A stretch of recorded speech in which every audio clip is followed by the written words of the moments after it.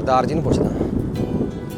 ਭਾਜੀ ਸਰਪੰਚ ਸਾਹਿਬ ਨੂੰ ਮਿਲਣਾ ਸੀ। ਯਾਰ ਸਰਪੰਚ ਸਾਹਿਬ ਤਾਂ ਨਹੀਂ ਤੈਨੂੰ ਮਿਲ ਸਕਦੇ, ਉਹ ਤਾਂ 2 ਮਹੀਨੇ ਲਈ ਬਾਹਰ ਆ। 2 ਮਹੀਨਿਆਂ ਲਈ ਬਾਹਰ ਆ?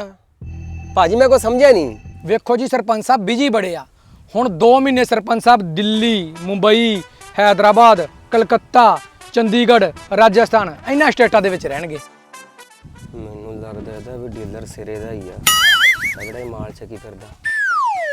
ਉਹ ਭਰਾਵਾ ਤੂੰ ਇਸ ਪਿੰਡ ਦਾ ਹੈਗਾ ਵੀ ਆ ਕਿ ਨਹੀਂ? ਉਹ ਤੂੰ ਕਿਹੜੇ ਸਰਪੰਚ ਦੀ ਗੱਲ ਕਰਨ ਡਿਆ? ਉਹ ਭਰਾ ਮੈਂ ਆਪਣੇ ਸਰਪੰਚ ਸ਼੍ਰੇਸ਼ ਅਈਅਰ ਦੀ ਗੱਲ ਕਰਨ ਡਿਆ।